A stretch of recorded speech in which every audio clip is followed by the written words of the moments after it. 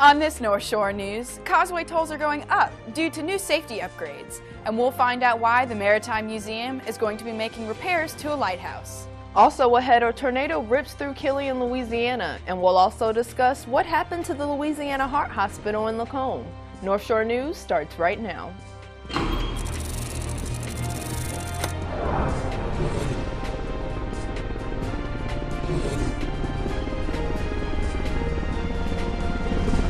Harris says because developers follow.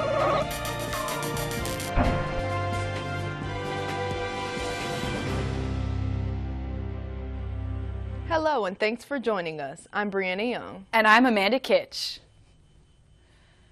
Planned safety improvements will soon be under construction on the Causeway Bridge. Reporter Maria Goddard has an update on what will cost toll payers about $50 million over the next 30 years.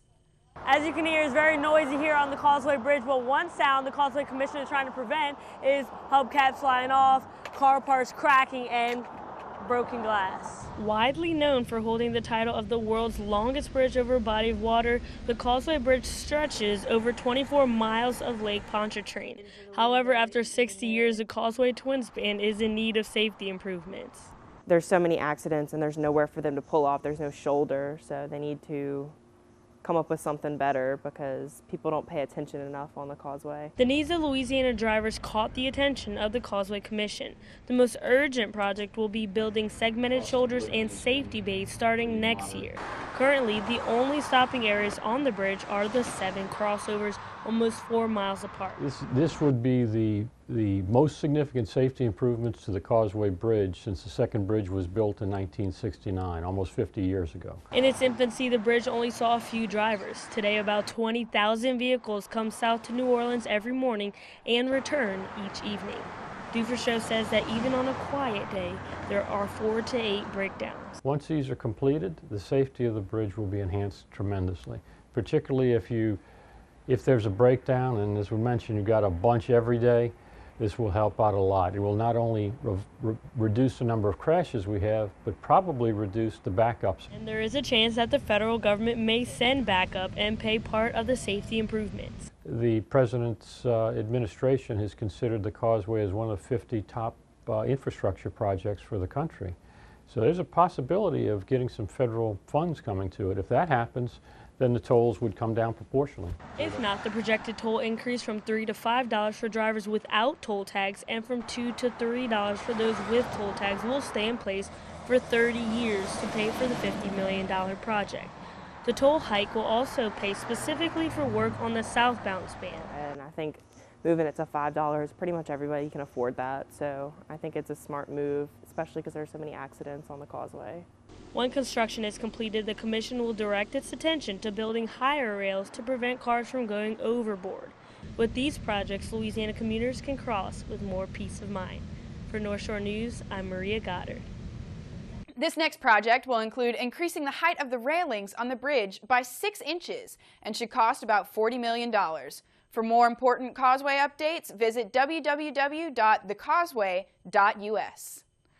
When Mandeville City Council voted 4-1 recently to reject the Port Maroney development, opponents of the real estate proposal celebrated a victory. Aaliyah Sims takes a more in-depth look at this story. Many people believe developers would have transformed this 78-acre Port Maroney site bordering Lake Pontchartrain into a new lifestyle for old Mandeville residents. But the council disagreed with the proposed development and voted it down. Mayor Donald Villery, a supporter of the development, disagrees with the council's decision. I think it was in the best interest of the city and the residents of the city to have Port Maroney. The near $200 million proposed development started with 416 living units, a marina, an upscale shopping space, 2 restaurants, and a larger hotel. Opponents of the project felt the size and scaling was too large, so developers reduced the proposal to 350 living units and a smaller hotel, but the council argued the density was still too high. There were several issues that we were concerned about, and there seemed to be an unwillingness on the part of the landowner to reduce the density. Even though some people were afraid of a higher density, I felt like there's an opportunity for many people to want that type of lifestyle. Councilwoman at large Sika says that scaling, sizing, and high density aren't the only issues of the project. project. There's only one way to get here, and that's Monroe Street, this two-lane, 30-mile-per-hour road that has to handle most of the traffic coming in and out of Old Mandeville. We had traffic analyzed by the Regional Planning Commission, and they did an extensive study, and they said that a roundabout would be the answer. The council agreed to revisit the project only if the developers made adjustments to the proposed plan. I hope they revise the plans because that was the issue. Everybody would like to see this land develop. It's beautiful, it's on the water, but it has to fit with the neighborhood. Reporting for North Shore News, I'm Aaliyah Sims. The lawyers hired by the city of Mandeville who work on the Port Maroney project have billed the city about $353,000 over the past 2 years. The Chafuncta River Lighthouse will soon undergo major renovations, including new stairs, railing, and a dock. The Maritime Museum wants to turn the 170-year-old lighthouse into a museum. Once the dock is built, sponsors hope to begin boat tours from the museum to the lighthouse. Much of this renovation effort is being funded by Madisonville's annual Wooden Boat Festival. A pilot project in St. Tammany Parish could mean improving the water quality throughout the community. I looked into the $222,000 project. Several years ago, St. Tammany noticed the Covington Del Sol subdivision pond and other ponds in the area showed no signs of life. Researchers set out to fix this problem. The rest of them look like chocolate milk, and this one you can almost see to the bottom. To bring back better water quality, Southeastern's wetland coastal ecologist, Dr. Gary Schaefer, teamed up with his students and Comete Resources to build a man-made floating marshland. It is something new. No other neighborhood anywhere in the entire United States or the world, for that matter, has this sort of project going. This may look like something Gilligan would make to escape off the island. However, this half-acre structure houses several marsh plants, like this maida cane, that helps filter stormwater runoff from this pond. This is one very unique species of plant that we have out here called maiden cane that's able to root directly into water. It creates its own sediments over time, and it pumps gas down into the roots so that it causes them to float. The man-made marshland is made of PVC pipe, crab wire, zip ties, and boat rope. The growing wetland plants filter out fertilizers, oil, and tar. The project is already showing results. It is working well. It was installed September of 2015. Already the results have shown that the water is clearer. There are more nutrients in the water, which attracts the fish and the waterfowl. It's probably one of the cleanest ponds in St. Tammany now. If progress continues, ponds around the parish may see floating marshlands cleaning their waters in the future. Reporting for North Shore News, I'm Amanda Kitch. The structure is expected to be nearly grown over with plants by the summer when Dr. Schaefer and the team will collect more updates on the project. 6 tornadoes recently tore through Louisiana, leaving a path of destruction in their wake. Reporter Tara Barbe investigates Killian, Louisiana, one of the communities affected. I walked to the back door, and I was actually standing in the door when it passed overhead. It blew the top out of a live oak tree in my backyard, and it fell between my little outhouse back here, my little building behind the house. Edwin Davidson was at home when a tornado passed through Davidson Road. 2 were injured in a home he owns up the road. The man told me that as far as noise was concerned, it was just one boom. And the whole house, in that 1 second, it was like an explosion, like dynamite going off. It was just one explosion, and the whole house just disintegrated. Davidson went outside after the storm had passed and called out to his neighbors. He found them on the blacktop across the street. Both of them were hurt. Broke the man's, one of them, I think it was his left arm was broke. She's on crutches, but I don't think her leg was broke. She was injured pretty bad. They both went to the hospital that day. Right here where I'm standing is what remains of a home. Here lying in the dust, a small child's toy. Besides the Davidsons, several other homes and families were affected by the storm. The Thrashers had 2 homes and a barn damaged by the tornado. I went to work. I have a tax practice in Springfield, and about 10:33 that morning, my husband called me, and he said, "You're not going to believe this." He said, "We just had a tornado here." And I was in my house when this happened, and it sounded like a locomotive. I know everyone has seen pictures of a twister, but when I saw the twister, it was 50 yards from the house, and it seemed like it was just a split second and it was at the house. It was beyond belief, because I think the weather reported that the storm came through about 10:25. He called me at 10:33. That's just how fast it happened. Despite the devastation on Davidson Road, all of the occupants seem hopeful. Many have already started to rebuild. On Mr. Davidson's property, a tiny flag blows proudly in the wind as a reminder of the community's strength. Sometimes I think it's the way God makes us better. He tempers us like he does bricks, you know, to make us stronger. For North Shore News, I'm Tara Barbe. The safest place to be during a tornado is in an underground shelter. However, if one isn't available, take refuge in an interior bathroom or go to the center of a room and get under a sturdy piece of furniture. The recent opening of Alligator Beach on the Mandeville lakefront is proving to be quite the talked-about attraction. The first 100 children who attended the beach's grand opening received a shovel and a bucket from sponsors. Beachgoers participated in activities like building sand castles and tanning. However, new signs advise people to use caution in the area because alligators could be nearby and because of possible poor water quality. A Lacombe specialty hospital has closed its doors to patient care and shut down due to financial issues. Here's Nancy Peck with more on this story. As of February 28th, the Louisiana Heart Hospital, located in Lacombe, is officially closed. The Heart Hospital and its affiliated medical group filed for bankruptcy under the Chapter 11 code. The hospital began closing its doors to patient care in early February of this year and officially shut its doors to all physicians and staff on Mardi Gras. Many patients were left with unanswered questions about their health care and employees concerned about their futures. First of all, the services that were provided at that facility are still going to exist here in the parish. So we need to have a little relief in that many of the other hospitals are going to take on, and those services are just going to be moved or shifted to other facilities. So that's very good news. We are anticipating that potentially, while 450 individuals did lose their job, we do feel that maybe the total impact may not exceed 100 to 150. In addition to the Louisiana Heart Hospital's main campus in Lacombe, 14 clinics, like this one, across the Florida parishes have been closed. St. Tammany hopes to recruit another medical group or business to take over the facilities of the Heart Hospital and its affiliates. One group, Auctioner, has already confirmed that it is not interested.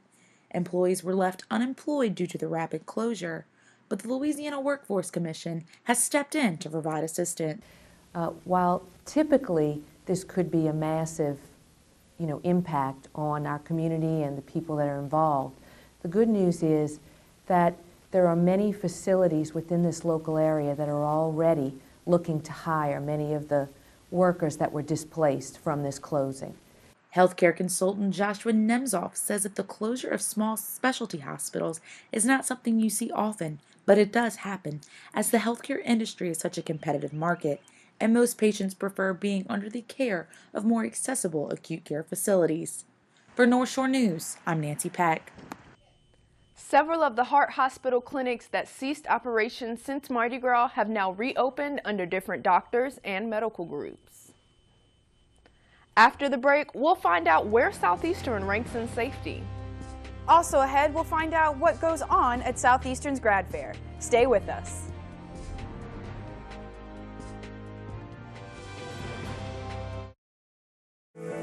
We detect some specific pattern of deformation of structures. We sort of predict when the whole structure will fail. The type of students I prefer to get involved in my research is that those who love science, love research, and those who enjoy research. Well, the great thing about Southeastern is that we really get a lot more time, like one-on-one time with our professors, I would say. We get a chance to know them, and I think that just gives us like the advantage of making it easier to be able to do research. The project is also helpful in the many kind of other real life applications. That's the great opportunity that Southeastern provides to us. If you go into the basic science, nothing is predictable. Sometimes ideas from undergrad students, those opinions help me a lot. Welcome back to North Shore News. Safety has always been a top priority to Southeastern's students, faculty, and staff. And now those efforts are beginning to bear fruit as the campus recently ranked #1 in safety in the state. Reporter Amari Cordova takes a look at what this means for the university. This past November, Southeastern ranked #1 among all Louisiana colleges and universities in safety by the National College Resource Guide, College Choice. It's not just the police department that works to keep the campus safe. There are a great number of folks here at the university who work together to keep the campus as safe as we do. So I'm really glad that we got some recognition for all the efforts that everyone's put forward. The university received the award based off a 3-year methodology, taking into account campus location, the crime rate in its respective city, as well as the amount and types of crimes seen on campus, including hate crimes, fire incidents, and violence against women. Students know who other students are. When you're in the student union, you're hanging out with your friends, you know who your friends are. You know if someone comes in there and starts acting funny, it's like, that person may not belong here. With the unveiling of the new Safe Campus app, students can call university police directly. In addition, the app can provide safety tips in the event of a campus fire, bomb threat, or an active shooter. Most of the things that are done to keep the university safe aren't going to be really highly visible like that. We try to make sure that everything down to just how the hedges are trimmed to make sure that you can see things after dark, making sure there are lights on campus. Brooklyn Jackson, a student at the university, says these innovations are not enough. I live in the beginning of the campus and there are no loopholes. So if I was to be in danger or something, I can't even run to a hole because it's so far away. So I don't agree with that. Others, however, see things in a different way. I feel like we definitely deserve that. We have safety poles all over the place for anyone to touch at any point in time, and police station will respond to that. The buildings are all close enough to each other so that there's always people watching over, so you're never going to be completely alone, and there's always eyes keeping you safe. The biggest thing we want students to do is make sure that they understand that they are responsible for their own safety. For North Shore News, I'm Amari Cordova reporting. The University Police Department encourages students to help keep the campus safe by reporting any suspicious activity directly to 985-549-2222. Summer Smart is a program at Southeastern designed to lower the cost of summer tuition. Under Summer Smart, a 3-hour undergraduate course is estimated to cost $900, which is the lowest cost for a 4-year college in South Louisiana. Southeastern is hoping that the program will bring in more students by catering to students' educational and financial needs. The Southeastern Alumni Association recently hosted its annual Grad Fair to assist graduates in preparing for commencement. Lorraine Weiskopf visited this year's Grad Fair and posted this report. The Grad Fair is a one-stop shop making graduation a positive experience. The Alumni Association hosts Grad Fair. We work in conjunction with Gamma Beta Phi, which is one of our student organizations, our honor and service society. And we partner on hosting the graduating seniors here every semester. We also have one-stop shop. They're able to come here, purchase all of their graduation supplies. The Grad Fair offers different stations to help future grads sign up for an Alumni Association chapter, get a list for football tickets, check on student loans, or talk to a professor about grad school. Here at Southeastern's Grad Fair, graduates can check everything off their checklist. Between trying on rings and caps and gowns, this one place has it all. With most seniors eager for graduation, it's important that they can get all their graduation supplies in a convenient and timely manner. I'm so excited to be graduating. It has been so long, and I'm so happy that it's actually happening. It was exciting.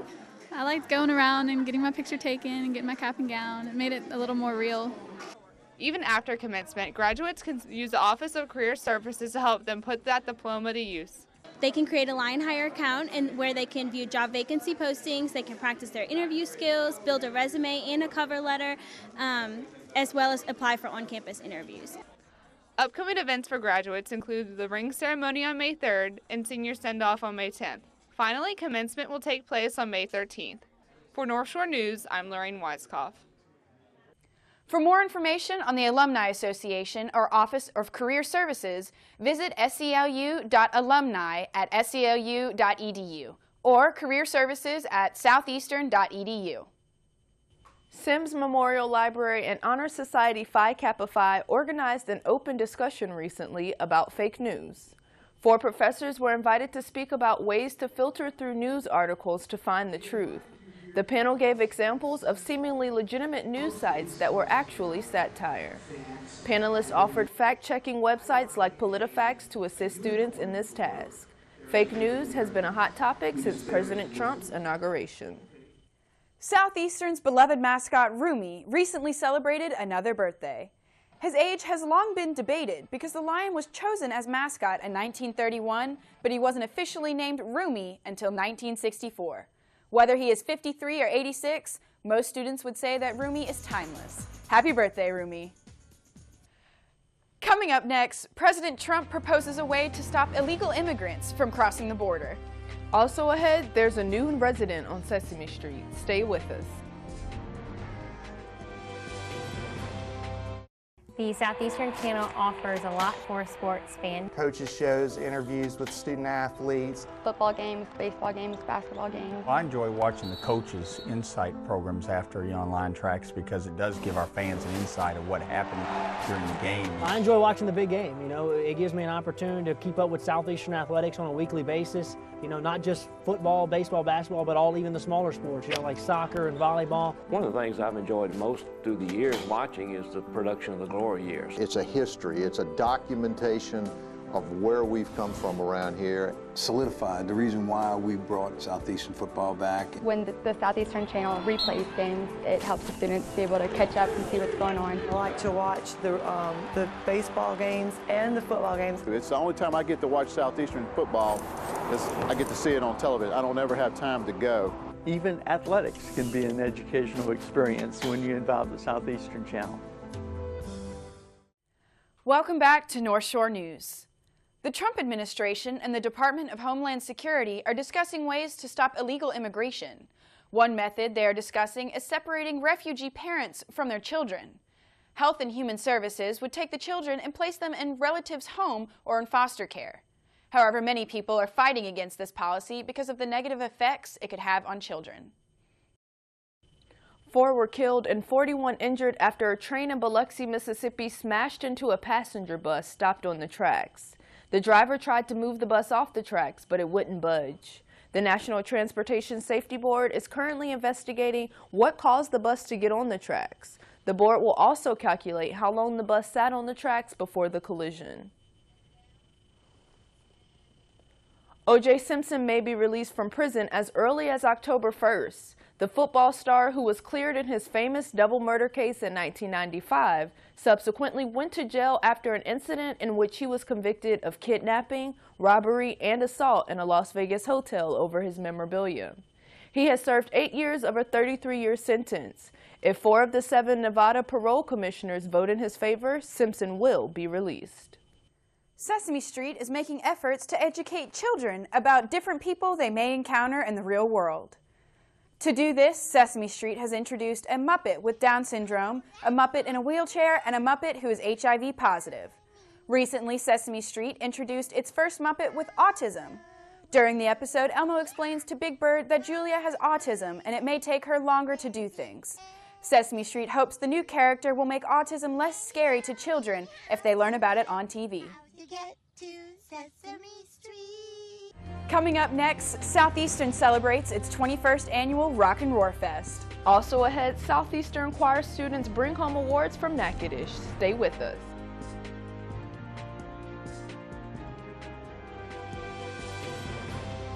One of the programs that I really like to see is North Shore Focus. Backyard Wonders is a great one. It's very educational and get a lot of information out of it. I really like the Florida Parish Chronicles. I like when you have local guests, people from around here that come in and they talk about their business. You kind of find out what's going on. whether it's news or entertainment or whatever it might be. The underlying focus is the community, the North Shore. Welcome back to North Shore News. Several Southeastern students have been honored at the National Association of Teachers of Singing competition, also known as NATS. Students who competed were also invited to conferences and classes on site. Michelle Gilliard placed second in the Younger Advanced Women's Division. It was really exciting to see all of the Southeastern students who also placed at the competition. 4 of them won first place, and it was and several others were finalists, and just seeing how well our school was doing was just so exciting. Southeastern recently hosted its annual Rock and Roar Festival that challenges high school students with a literary rally while inviting children to participate in a number of camps and activities. Tanya Kramer has more on this event. Nearly 3,500 students from 85 different high schools arrived on Southeastern's campus to participate in the literary rally. This is Rock and Roar's 21st year. We brought about 50 students and we are taking about 25 tests because you can bring 2 students per test. At the literary rally, students competed in 46 different academic subjects. After their tests, students collected information from hands-on academic displays and financial aid and career booths. They also enjoyed refreshments from the food booths sponsored by student organizations. Rock and Roar is a day-long event available to public and private high schools. Students came from East Baton Rouge, Livingston, St. Charles, and many other parishes. I'm from Louise S. McGee School in New Orleans, Louisiana. I'm here to take the English 4 test. It's basically writing mechanics and reading comprehension, I'm pretty sure. We're here to represent our organization. It's the Student Council for Exceptional Children. Today we're selling king cake and we're also doing a quilt raffle. Face painting, rock climbing, and jousting were some of the many activities offered for children. Festival goers also snacked on a variety of foods like pizza, cake bites, and vegan chili. For North Shore News, I'm Tanya Kramer. Rock and Roar offers children the chance to take part in dance, art, and basketball camps. Different departments of the college hosted the camps. Well, that does it for this edition of North Shore News. You can watch on demand by visiting our U-Report link at www.northshorenews.tv. I'm Amanda Kitch. And I'm Brianna Young. Thanks for watching.